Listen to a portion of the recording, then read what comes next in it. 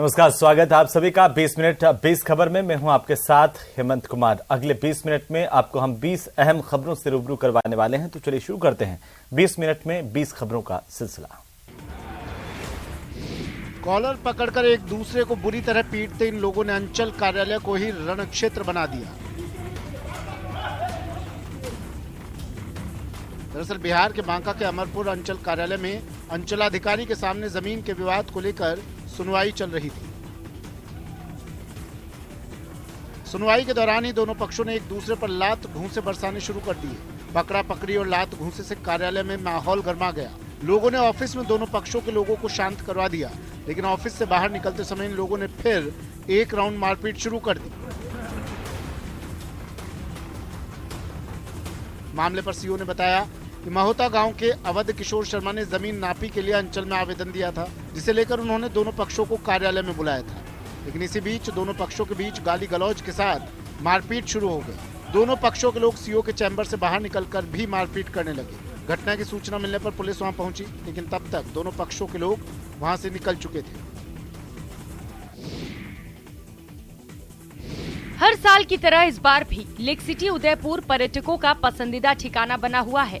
नए साल के स्वागत के लिए झीलों की नगरी तैयार है। यहाँ पर्यटकों की संख्या लगातार बढ़ती जा रही है। 80% होटल रिजॉर्ट बुक हो चुके हैं और पर्यटन स्थलों पर मेले जैसा माहौल है। देश के विभिन्न राज्यों से पर्यटक नया साल सेलिब्रेट करने के लिए लेक सिटी पहुँच रहे हैं। पिछोला झील, फतेह सागर झील, दूध तलाई, म्यूजिकल गार्डन, सहेलियों की बाड़ी और सिटी पैलेस का आकर्षण सैलानियों के सर चढ़कर बोल रहा है। इस बार रिकॉर्ड तोड़ टूरिस्ट आने का अनुमान है। इनफैक्ट हम अपना न्यू ईयर यहीं सेलिब्रेट करने वाले हैं फैमिली के साथ। ये हमारा प्लान है कि उदयपुर सिटी एक्सप्लोर करेंगे ये जगह, और न्यू ईयर भी यहीं सेलिब्रेट करेंगे। उदयपुर मेवाड़ और बहुत ही प्यारी जगह है, झीलों की नगरी से कहते हैं, बहुत ही ब्यूटीफुल ये सिटी है। तो यही रहता है कि ये बहुत अच्छा है।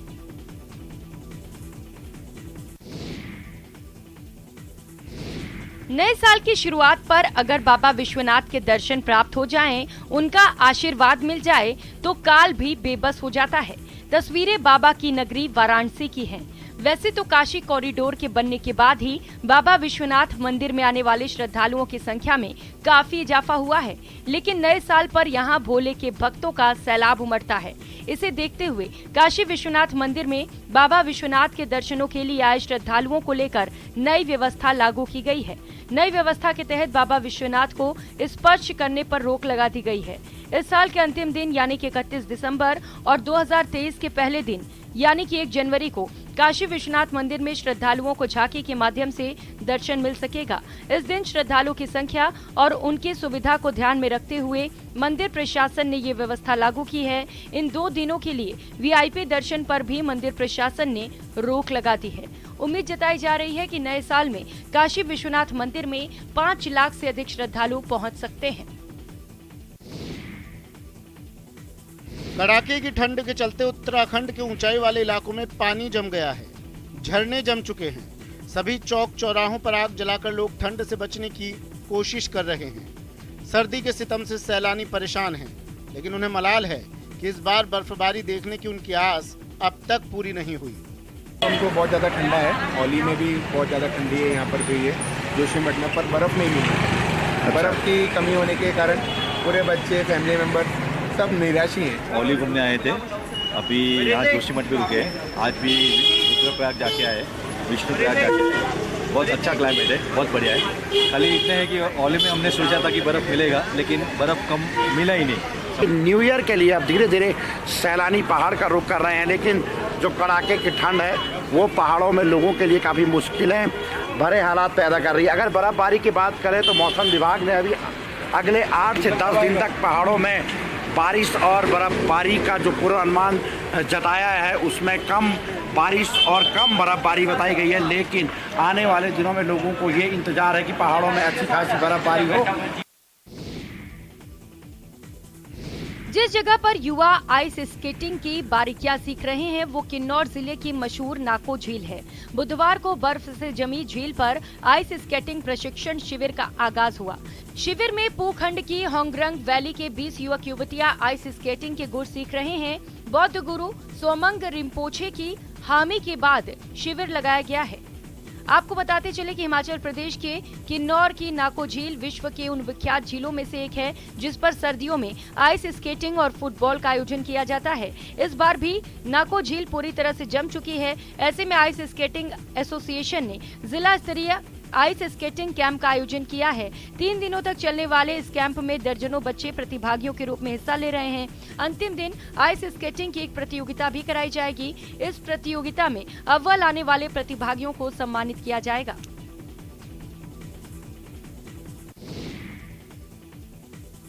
बड़ा हुआ सो क्या हुआ जैसे पेड़ खजूर। कबीर के इस दोहे से विपरीत खजूर के इन्हीं पेड़ों से गांव में लोगों की जिंदगी को छांव मिल रही है। कड़ाही में खौलते गुड़ के पाग की ये तस्वीरें देखकर आपका मन ललच जाएगा।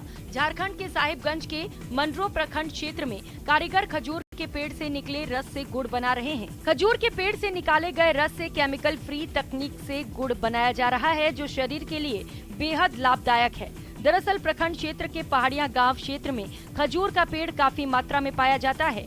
खजूर के पेड़ से निकले रस को कारीगर भट्टी में उबालकर गुड़ बनाते हैं। गुड़ तैयार कर रहे मजदूरों ने बताया कि ये बेहतर और अच्छा अवसर है। लोगों को रोजगार मिल रहा है और अच्छी खासी कमाई भी हो रही है। बता दें कि खजूर के पेड़ से निकाले गए रस से बना गुड़ सेहत और स्वाद का खजाना माना जाता है। बहरहाल यहाँ दूर दराज से घूमने आए फॉसिल्स पार्क में पर्यटकों को गुड़ के बारे में भी जानकारी दी जाती है। इससे इसकी अच्छी मार्केटिंग भी हो जाती है।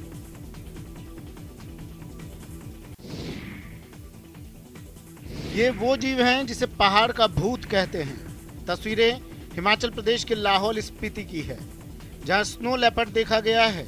ये स्नो लेपर्ड वन विभाग के कैमरे में कैद हो गया। इसे तब देखा गया जब वन विभाग के अधिकारी किब्बर इलाके के चिच्चम में मौजूद थे। मिली रिपोर्ट के मुताबिक वन विभाग की टीम ने स्नो लेपर्ड को चट्टानों के बीच देखा। वन विभाग के अनुसार वन विभाग और प्रशासन के अधिकारियों की एक टीम जब किब्बर इलाके के चिच्चम में थी तभी टीम ने यहाँ स्नो लेपर्ड को देखा जो यहाँ चट्टानों के बीच आराम फरमा रहा था। लिहाजा वन विभाग की टीम ने DSLR कैमरे के माध्यम से इसका वीडियो बना लिया। जानकारी के अनुसार उपमंडल मुख्यालय से करीब 16 किलोमीटर दूर किब्बर इलाके में इससे पहले भी कई बार स्नो लेपर्ड देखे गए हैं। विभाग के अनुसार इस इलाके में 3 से 4 स्नो लेपर्ड कैमरे में कैद हो चुके हैं जिन्हें इससे पहले भी कई बार इलाके में देखा जा चुका है।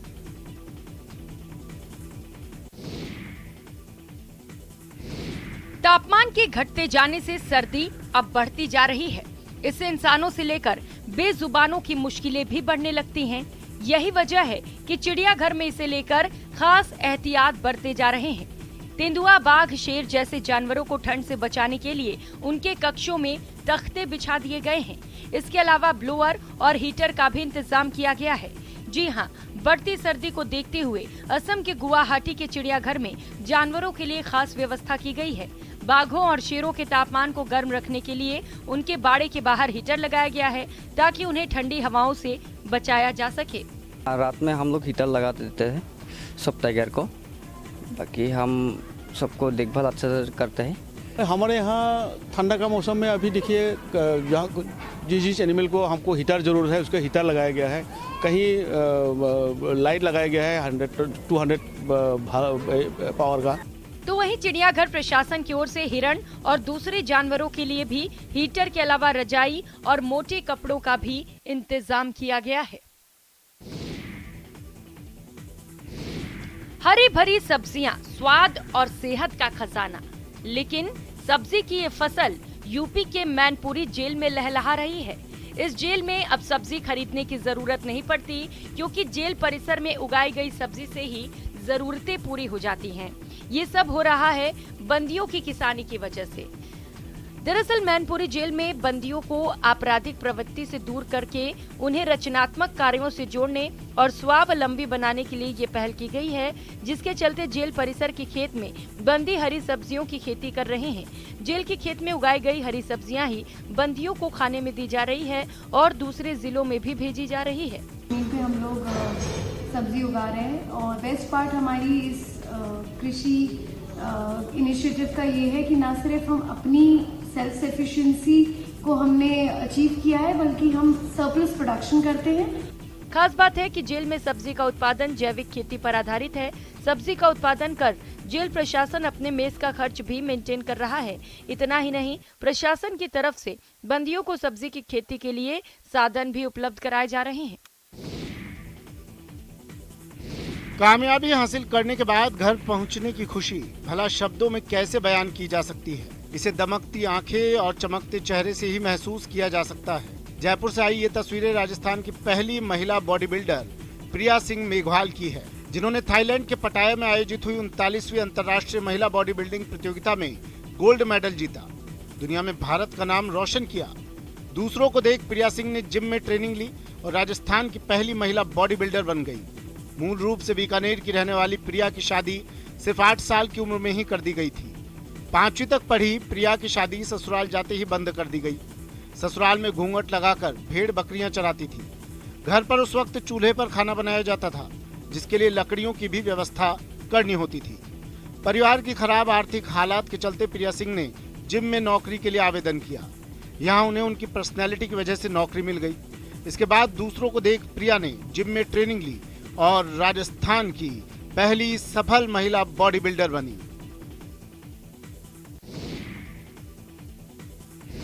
अगर आपकी बेटी बालिग हो गई है, आप उसका विवाह कराना चाहते हैं लेकिन पैसे न होने से परेशान हैं, इधर उधर लोगों से ब्याज पर पैसे लेने की सोच रहे हैं, तो आपको बिल्कुल भी फिक्र करने की जरूरत नहीं है। उत्तर प्रदेश सरकार के मुख्यमंत्री सामूहिक विवाह योजना के तहत आपकी बेटी की शादी उसी तरह धूमधाम से कराएगी जैसी अलीगढ़ में कराई जा रही है। खास बात यह है कि बेटी के लिए वर भी आप अपनी मर्जी से ढूंढ सकते हैं। आपकी टीवी स्क्रीन पर नजर आ रही तस्वीरें अलीगढ़ में आयोजित ऐसी ही एक शानदार आयोजन की है। मुख्यमंत्री सामूहिक विवाह योजना उत्तर प्रदेश सरकार की सबसे लोकप्रिय स्कीम है। इसके तहत सरकार सभी धर्मों की बेटियों की शादी के लिए अनुदान देती है। इस योजना के तहत 10,000 का सामान और विवाह में भोजन का पूरा खर्च जिला प्रशासन उठाता है। इसके साथ ही साथ प्रदेश सरकार बेटी के खाते में 35,000 की राशि भी भेजती है, ताकि उसे अपने वैवाहिक जीवन को संचालित करने में किसी भी प्रकार की परेशानी नहीं उठानी पड़े। माननीय मुख्यमंत्री जी का सामूहिक विवाह योजना का कार्यक्रम है, जिसके तहत हम प्रत्येक विवाहित जोड़े के लिए 51,000 रुपए की आर्थिक सहायता से वैवाहिक बंधन का आयोजन ये करते हैं। लापरवाही के गर्भ से पैदा होने वाले हादसे देश और समाज को झकझोर जाते हैं। ऐसा ही एक हादसा था गुजरात का मोरबी पुल हादसा। अक्टूबर के आखिरी दिन वहां पुल गिरने से 122 लोगों की मौत हो गई। बताया गया कि पुल पर लोगों के सैलाब उमड़ने से ये हादसा हुआ। उस हादसे से सबक लेते हुए यूपी के गोरखपुर के बीटेक के स्टूडेंट्स एक इंस्ट्रूमेंट तैयार करने में जुटे हैं। इसके इस्तेमाल से मोरबी जैसे हादसों को रोका जा सकेगा। हम लोग ने वेट सेंसिटिव सेंसर्स यूज़ किए हैं, जो कि हमेशा वेट नापते रहते हैं ब्रिज का। ठीक है, इसमें जैसे ही हम लोग ने डेटा पहले से ही फीड कर दिया है, और जैसे इस ब्रिज में हमारे प्रोटोटाइप में हमारे ब्रिज का वेट है 6 किलोग्राम्स, लेकिन हमने ब्रेकिंग पॉइंट है इसका 5 किलोग्राम। हमने इसमें सेंसर्स 3.2 पे ही फिट कर दिए हैं कि जैसे ही 3.2 से ऊपर जाए ये इसमें हुटर्स बजने स्टार्ट हो जाएंगे, ताकि लोगों को इवैक्यूएट करने का टाइम भी मिले। हादसे सचेत होने का मौका देते हैं, अपनी तैयारी दुरुस्त करने का अवसर देते हैं। दावा है कि इंस्ट्रूमेंट पुल पर बोझ बढ़ते ही अलार्मिंग सिग्नल्स भेजना शुरू कर देगा। कुछ चोरों के भी उसूल होते हैं। कुछ चोरों को चोरी की वारदात करने के बाद पक्षपात भी होता है। सुनने में भला ही अटपटा लगे, लेकिन यह सच है, 100% सच है। ऐसा ही कुछ हुआ है बिहार के नालंदा में। दरअसल दीपनगर थाना क्षेत्र के देवी सराय मोहल्ले में 13 दिसंबर की रात कर्नल रवि रंजन कुमार के यहाँ चोरी हुई थी। Colonel Ravi Ranjan Kumar Indian army में कोयम्बटूर में पदस्थापित है। बता दें कि बदमाश छत के सहारे घर में घुस आए थे और बारी बारी से 8 कमरों के ताले को तोड़कर करीब 10 लाख की संपत्ति चुरा ले गए।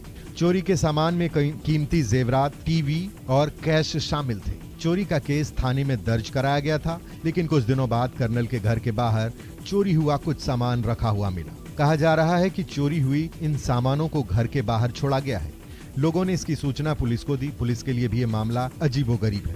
पुलिस की टीम घटनास्थल पर पहुंचकर मामले की जांच कर रही है।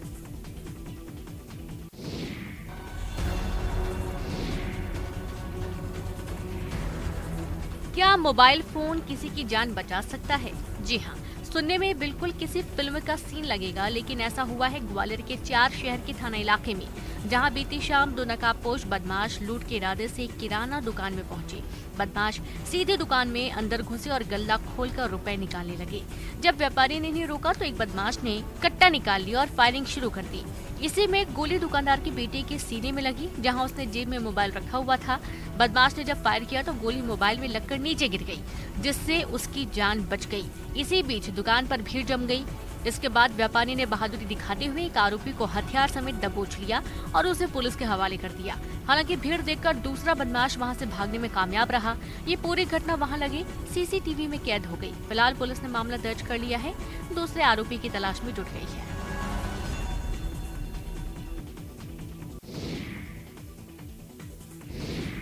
हर साल सुखाड़ की मार झेलने वाले झारखंड के पलामू के किसानों के लिए जिला प्रशासन ने एक पहल शुरू की है। प्रशासन लेसलीगंज के बसौरा गांव कृषि फर्म से कृषि पाठशाला के माध्यम से किसानों को ऑर्गेनिक खेती की ट्रेनिंग दे रहा है। इस फर्म में कई एकड़ में लगे स्ट्रॉबेरी की खेती किसानों को प्रेरित कर रही है। दरअसल नीति आयोग के इंटीग्रेटेड फार्मिंग के तहत स्ट्रॉबेरी के अलावा कई दूसरे कैश क्रॉप की खेती की जा रही है। सैकड़ों किसानों को यहाँ प्रशिक्षण दिया जा रहा है, जिसका किसान लाभ ले रहे हैं। कई किसानों ने ऑर्गेनिक खेती को अपनाया भी है, क्योंकि पलामू में कम बारिश की वजह से पारंपरिक खेती किसान नहीं कर पाते हैं। बसौरा गांव में प्रशिक्षण लेने वाले किसानों में काफी खुशी है। उनका कहना है कि कम पानी में खेती होने वाले कई चीजें लगाई जा सकती हैं, जैसे स्ट्रॉबेरी की खेती, बैगन, मटर। इससे हम लोगों की आमदनी बढ़ेगी। सड़क हादसों में कमी लाने के लिए बीकानेर पुलिस नया प्रयोग करने जा रही है। पुलिस ट्रैफिक नियमों को तोड़ने वालों को फिल्म दिखाएगी। इसके लिए एसपी ने फिल्म के पोस्टर का विमोचन भी कर दिया। एसपी ने बताया कि शॉर्ट फिल्म 20 से 30 मिनट की होगी, जो ट्रैफिक रूल्स की अनदेखी करने वालों को दिखाई जाएगी। मिली जानकारी के मुताबिक शॉर्ट फिल्म में हादसे के बीच वाले हादसे के बाद की भयावह स्थिति और परिजनों का विलाप दिखाया जाएगा। हादसे में अपनों को खोने वालों की व्यथा कथा भी दिखाई जाएगी। ऐसे परिवार के लोगों की वीडियो क्लिप में दिखाई जाएगी जो हादसे के शिकार हो चुके हैं। हादसे में अपनों को खोने वाले परिजन आमजन को ट्रैफिक नियमों के पालन का संदेश देंगे। यातायात नियमों के जागरूकता को लेकर के संदेश है, हेलमेट लगाना चाहिए, यातायात नियमों का पालन करना चाहिए, इसको लेकर के एक रील बनाएं। ये वो शाहकार है जिस पर देखने वाले निसार हैं। तस्वीरें झारखंड के गिरिडीह की हैं। राजधनवार के कलाकार सुमित गुंजन ने इस शाहकार को आकार दिया है। सुमित ने बिरसा मुंडा की 1000 वर्ग फीट आकार की तस्वीर बनाई है, जिसकी लंबाई 137 फीट और चौड़ाई 82 फीट है। ये निर्माण वेस्ट, ईंट, चूना और पेंट से 3 दिनों में पूरा किया गया है। इसके निर्माण में स्कूल के लगभग 300 बच्चों की टीम ने भी भाग लिया है। तस्वीरों में साफ देख सकते हैं ये भगवान बिरसा मुंडा की जो पोर्ट्रेट बनाई गई है। हालांकि इसे ड्रोन कैमरा से जब देखा जाएगा तो क्लियर कट व्यूज आता है और इसमें जो बनाया गया है वेस्ट ईटा का इस्तेमाल किया गया है, चूना का इस्तेमाल किया गया है, कुछ कलर का इस्तेमाल किया गया है। इसके अलावा अन्य सामान का भी इस्तेमाल किया गया है। जब कलाकार से बात करेंगे तो इसके बारे में एक्सप्लेन से बताएंगे। वहीं आपको बता दें कि वर्ल्ड रिकॉर्ड के लिए इसे भेजा गया है। सिखों के 10वें गुरु गुरु गोविंद सिंह जी की जयंती के मौके पर देश भर से सिख समुदाय के लोग पटना साहिब गुरुद्वारा पहुंचे हैं। प्रकाश पर्व को लेकर गुरुद्वारा को भव्य तरीके से सजाया गया है। सुंदर फूल और रंग बिरंगी लाइटों से की गई सजावट देखते ही बनती है। पटना साहिब गुरुद्वारे में मत्था टेकने के बाद श्रद्धालु भजन कीर्तन में घूमते नजर आए। उनका कहना है कि स्थान उनके लिए बहुत महत्वपूर्ण है। यहाँ आकर बैठना गुरु गोविंद सिंह जी की शरण में बैठने जैसा है। आपको बता दें कि ऐसे तो पूरे देश और दुनिया में गुरु गोविंद सिंह जी की जयंती 5 जनवरी को मनाई जाती है, लेकिन पटना साहिब के तख्त हरमंदिर साहिब गुरुद्वारा में हिंदी पंचांग के अनुसार उनकी जयंती मनाई जाती है। उनका जन्म पटना साहिब में हुआ था। तमिलनाडु से चलकर श्री हनुमान छत्री यात्रा रामनगरी अयोध्या पहुंची। यह यात्रा अखिल भारतीय हिंदू महासभा के तमिलनाडु के प्रदेशाध्यक्ष राम बाबू के नेतृत्व में चेन्नई से चलकर अयोध्या के हनुमानगढ़ी पर संपन्न हुई। इस दौरान प्रदेशाध्यक्ष राम बाबू और दूसरे पदाधिकारियों के नेतृत्व में अयोध्या के बिड़ला धर्मशाला से हनुमानगढ़ी तक भव्य छत्री यात्रा निकाली गई। हनुमानगढ़ी के महंत प्रेमदास महाराज के माध्यम से छत्री भगवान हनुमान को समर्पित की गई।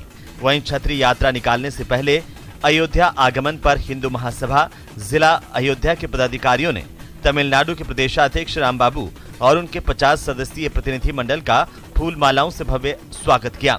इस यात्रा में लगभग 51 लोग हैं जो तमिलनाडु से चलकर यह छतरी समर्पित करने के लिए आए हुए हैं। इसके बाद यात्रा के सभी लोग काशी विश्वनाथ जाएंगे, यहाँ पर दर्शन पूजन करेंगे और उन्होंने नया संकल्प लिया है कि 108 किलो का चांदी का छत्र बनाकर वे रामलला को समर्पित करेंगे।